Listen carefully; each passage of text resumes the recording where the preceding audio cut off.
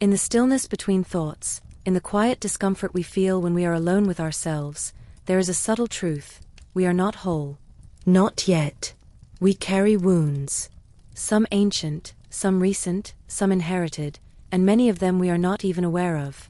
These internal injuries distort how we see the world, how we treat others, and how we treat ourselves. From the perspective of Consciousism, which holds that consciousness is the source and substance of all reality, these wounds are not merely emotional, they are energetic obstructions in the field of being. And until we face them, they govern us from the shadows. So, what parts of our inner self need healing? And more importantly, how do we become aware of them? I will walk with you through 5 common parts of the inner self that can need healing. 1. The wounded identity. Healing begins when we release the need to be someone and allow ourselves to simply be. Our identity, the sense of I am, is one of the first illusions we learn to build. From early childhood, we are shaped by the reactions of others. A parent's approval or disapproval, society's expectations, and cultural norms tell us who we are allowed to be. We quickly learn that love can be earned, attention can be lost, and certain parts of ourselves are not safe to reveal. In response, we begin to construct a version of ourselves. This version is not born from truth or presence, but from survival. We take on roles.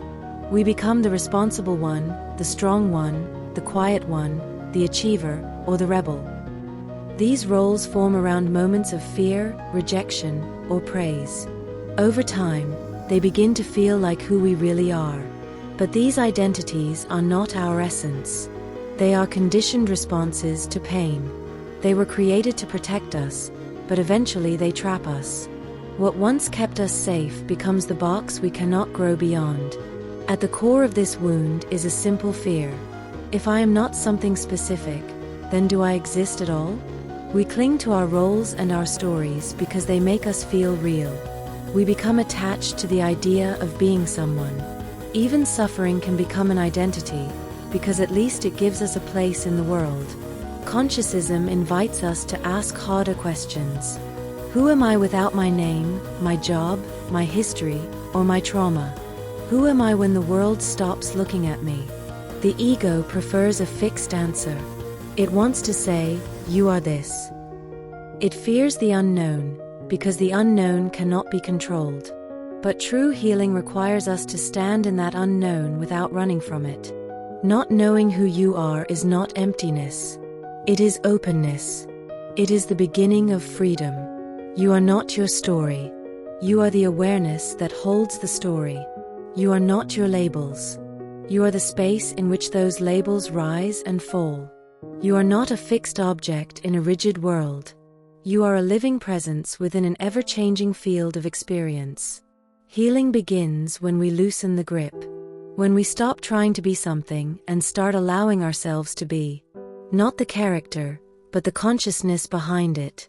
Not the identity, but the witness. In that stillness, there is no need to prove or perform. There is no need to hold on. There is only this moment, and the presence within it. And in that presence, we find something more lasting than identity. We find wholeness. 2. The exiled emotion. Most people do not live in the present. They live in the echo of past emotions. Their reactions are not to what is happening right now, but to a pattern that was etched into them years ago. When someone raises their voice, it is not just this voice that stings. It is every voice that ever screamed at them. When someone leaves them, it is not just this person walking away. It is the familiar ache of every loss they have ever endured. These emotional memories become the lens through which we view life. We believe we are reacting to the moment, but we are actually reliving the past. Over and over again. And because these emotions are uncomfortable, we learn to push them away. We tell ourselves we are fine. We try to stay strong. We distract, repress, deny, or intellectualize. We keep ourselves busy so we will not have to feel. This is how emotions become exiled. Grief is labeled as weakness. Anger is seen as dangerous. Shame is buried so deeply we forget it is there. Fear is disguised as control, perfectionism, or endless planning. These feelings do not vanish. They go underground, where they continue to influence us from the shadows. They affect our tone of voice, our body language, our relationships, and our choices. Unfelt emotions do not disappear. They become the hidden architects of our lives. When we exile our emotions, we also lose parts of ourselves. We numb not just the pain, but also the joy. We suppress not only fear, but also freedom. A person who cannot feel their sadness also cannot fully feel love. A person who avoids anger may struggle to set boundaries. In avoiding discomfort, we build walls that keep everything out, even the things we long for most. Eventually, these suppressed feelings demand to be seen. They may show up as anxiety, depression, illness, addiction, or emotional outbursts that seem to come from nowhere. But they are not random. They are signals.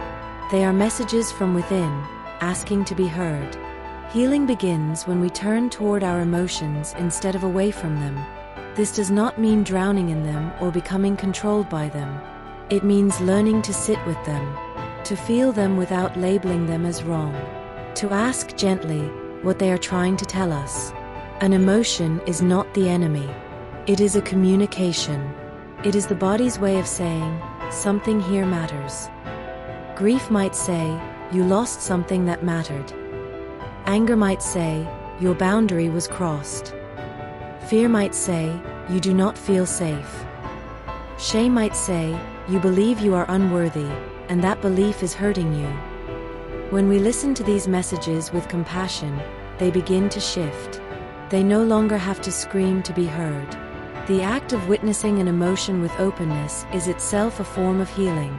You do not need to fix the feeling, solve it, or push it away. You only need to feel it, and allow it to move through you. Emotions are energy. When we let them flow, they pass. When we block them, they fester. Awareness creates space. And in that space, the emotion is no longer overwhelming. It is simply present. And you, the witness, remain intact. Compassion is not a feeling. It is a posture. It is the decision to stay present with your inner experience, even when it is difficult. Especially when it is difficult. Every emotion you have exiled is waiting for your attention, not to punish you, but to return a part of yourself. Underneath the fear is courage. Beneath the grief is love. Within the shame is a longing for worth. These emotions are not flaws. They are invitations. They are proof that you are alive, that you care, and that you are still capable of healing. When you begin to welcome what you once avoided, you begin to come home to yourself. Feelings do not make you weak. Avoiding them is what keeps you trapped. To feel without judgment is to become whole. That is the way of Consciousism. Not to escape the self, but to reunite it. One feeling at a time. 3. The fragmented mind. The mind is not a single voice. It is a chorus. And most of the time, that chorus is out of tune. Inside us live many inner parts, each formed by experience, memory, fear, or desire. There is the inner critic, who watches everything you do with disapproval. There is the perfectionist, who demands that nothing is ever good enough. There is the frightened child, who only wants to feel safe and loved. There is the numb adult, who has shut down to survive. There is the hopeful dreamer, who still believes in possibility. There is the bitter skeptic, who believes it is already too late. These voices are not imaginary. They are fragments of you. Each one formed in a moment when something inside you needed to adapt or protect itself. They do not appear to harm you. They appear because, at some point, they helped you survive. But now, they fight for control. One part wants to take a risk. Another warns you not to get hurt. One wants to speak up. Another says you will be judged. The result is confusion. You feel stuck. You sabotage your own efforts. You feel exhausted by decisions that should be simple. This is the fragmented mind. It is the experience of being divided against yourself. When the mind is fragmented, even rest becomes difficult. Your body may be still, but your thoughts keep moving. You may want to grow, but something inside pulls you back. You may dream of peace, yet feel addicted to chaos. Fragmentation creates noise that drowns out clarity and drains energy from every part of your life. The longer these inner voices go unacknowledged, the louder they become. You may begin to believe that something is wrong with you. But what is wrong is not that you have many voices. What is wrong is that they are not being heard in harmony. Consciousism sees each inner voice not as a flaw, but as a fragment of awareness. Each part is a piece of consciousness carrying a story, a need, or a wound. Healing does not come from silencing them. That only creates more resistance. Instead, healing comes through integration. You learn to become the witness. You sit at the center of the storm and listen. You ask questions. What does this part of me need? What is it afraid of? What was it trying to protect? What does it believe that I have never challenged? You begin to see that none of these parts are evil. They are all trying to help, even if their methods are outdated or misguided. You do not need to eliminate the inner critic. You need to understand where it came from. Perhaps it was once the voice of a parent, or a teacher, or a system that taught you that mistakes are dangerous. You do not need to get rid of the frightened child. You need to sit with them, hold them, and remind them that they are safe now. This is what inner reconciliation looks like. It is not about erasing the voices. It is about creating a space where they can be heard and where you, the conscious self, can choose which voice aligns with your values and your vision. Meditation becomes a space to observe without reacting. Journaling becomes a tool to name and engage these inner parts. Self-dialogue becomes a conversation between fragments that have been isolated for too long. When these voices stop fighting and start listening, the mind begins to quiet. Not because the parts are gone, but because they have been seen, acknowledged, and reintegrated. The chaos gives way to clarity. The noise becomes coherence. You are not broken. You are not crazy. You are not too much. You are simply made of many parts that have never been introduced to one another. Wholeness does not mean perfection. It means unity. It means stepping into the center of your being and choosing to become the one who listens with compassion and acts with wisdom. You are not your critic. You are not your fear. You are not your doubts. You are the one who contains them all. And that awareness is where your healing begins. 4. The closed heart. Many people live their entire lives in survival mode. Their bodies move, their thoughts function, but their hearts remain guarded. Somewhere along the way, they learned that the world was not safe. That love could disappear. That trust could be broken. That tenderness could be used against them. And so the heart begins to close. At first, this is a defense. The closing is a way to protect against future pain. But over time, the closed heart becomes something else. It becomes a barrier that no longer just keeps hurt out. It also keeps joy out. It keeps out closeness. It keeps out wonder. It keeps out life. The heart is not just a place of feeling. It is the center of connection. It is where we receive and give without calculation. It is the part of us that feels truth before the mind can explain it. When the heart is closed, even the most beautiful moments are experienced from a distance. We observe, but we do not fully engage. We survive, but we do not fully live. The heart closes for many reasons. A betrayal, a loss, a childhood without affection, a trauma that taught us emotions are dangerous. Society itself often rewards detachment and strength, while mocking sensitivity. We are told to be tough, to be independent, to move on quickly, and to avoid showing weakness. But the heart is not weak. It is not foolish. It is not naive. The open heart is the most courageous part of us. It is the place where we risk being hurt in order to remain human. When the heart is closed, we may still function in the world. We can work, speak, and plan. But something essential is missing. Relationships feel shallow. Spiritual practice feels empty. Even success tastes dull. Life begins to lose its color, because the heart is what gives meaning to experience. We may wonder why we feel disconnected from others, from ourselves, or from something higher. Often, it is because we have shut the door to the very place where connection begins. The heart. Consciousism recognizes that consciousness is not just mental. It is emotional, intuitive, and energetic. A closed heart creates a distortion in the field of awareness. We cannot perceive clearly when we are emotionally guarded. We cannot feel the unity of all things if we are numbing ourselves to avoid pain. To awaken fully, we must open the heart. Not just to beauty and joy, but also to grief, to longing, to vulnerability. The open heart does not mean we are always happy. It means we are willing to feel, even when it hurts. To heal the heart, we must allow softness. Softness is not weakness. It is a kind of inner strength that says, I will not become hard just because life was hard. It is the willingness to remain kind when it would be easier to shut down. It is the choice to feel deeply, knowing that depth brings both sorrow and love. This healing does not happen all at once. It may begin with tears that surprise you, with a memory that suddenly returns, with a conversation where you speak the truth, even if your voice trembles. You may need to speak to the heart directly. You may need to say, I am listening now. Or, I am ready to feel what I could not feel before. Or simply, you are safe now.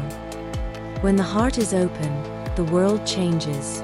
Not because the world has become safer, but because you have become more present. You begin to feel your life again. You begin to connect, not just with people, but with everything. You feel the pulse of being that flows through all things. To say, I am vulnerable, is not to admit defeat. It is to reclaim your aliveness. It is to stay awake when the world tells you to fall asleep. Healing the heart is not the end of suffering. It is the beginning of meaning. It is the return to love, not as an idea, but as a state of being. And that is where Consciousism lives. Not in the escape from pain, but in the full presence of it. Not in perfection, but in openness. Not in control, but in connection. The open heart is not a luxury. It is the key. 5. The fear of emptiness. There is a silence beneath our thoughts. A stillness behind our roles, our stories, and even our pain. Most people spend their lives avoiding it. This silence feels like a void. And for many, it is terrifying. We often believe that if we strip away all the noise, all the identity, and all the striving, what will remain is nothing. We are afraid that beneath the surface of who we pretend to be, there is no real substance. Only emptiness. Only absence. This fear runs deep. It is older than logic. It shows up in the ways we keep ourselves busy. In the way we reach for our phones when we feel stillness creeping in. In the way we jump from one goal to the next. In our addiction to stimulation, our obsession with meaning, and our panic when we feel alone. This fear fuels much of human behavior. It drives addiction. It drives distraction. It drives the need to control others and to dominate our environment. We try to fill the emptiness with status, success, relationships, information, or sensation. But no matter how much we consume, the void remains. The reason this fear is so powerful is because it is based on a misunderstanding. We believe that emptiness equals meaninglessness. We think that if there is no label, no task, and no emotion, then there is no life. We assume that silence is a lack, that stillness is absence, and that the void is nothingness. But Consciousism offers another view. The emptiness we fear is not the absence of life. It is the source of it. It is not a void in the negative sense. It is the space in which everything arises. It is the open field of consciousness before thought, before identity, before even perception. It is the pure awareness from which all experience flows. We are not meant to run from this space. We are meant to return to it. The journey of healing often brings us here. After the emotions have been felt, after the mind has quieted, after the masks have dropped, what remains is silence. At first, this silence can feel uncomfortable. It may feel like loneliness, or like something is missing. But if we stay with it, something begins to change. We begin to feel a kind of peace that does not depend on circumstances. A sense of presence that cannot be shaken. A quiet knowing that we are not our thoughts, not our fears, not even our name. We begin to understand that this emptiness is not hollow. It is full. Full of potential. Full of being. Full of truth. What we truly fear is not nothingness. What we fear is the unknown. We fear losing control. We fear facing ourselves without distraction. We fear the freedom that comes when we are no longer defined by what we do, what we have, or what others think. But this freedom is the very thing we are seeking. In the stillness, we do not find absence. We find presence. We find ourselves, not as a collection of traits, but as awareness itself. Awareness that is vast, formless, and alive.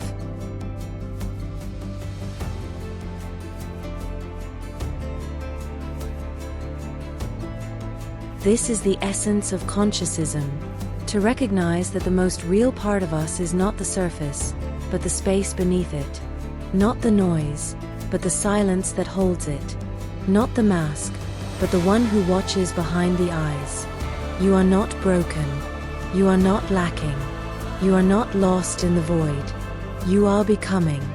You are returning to what you have always been, beneath the thoughts and emotions and stories. You are not empty in the way the world fears. You are open in the way the soul longs for. To face the fear of emptiness is to step through a door that most never even approach. But on the other side is not nothing. It is everything. It is the peace that does not end.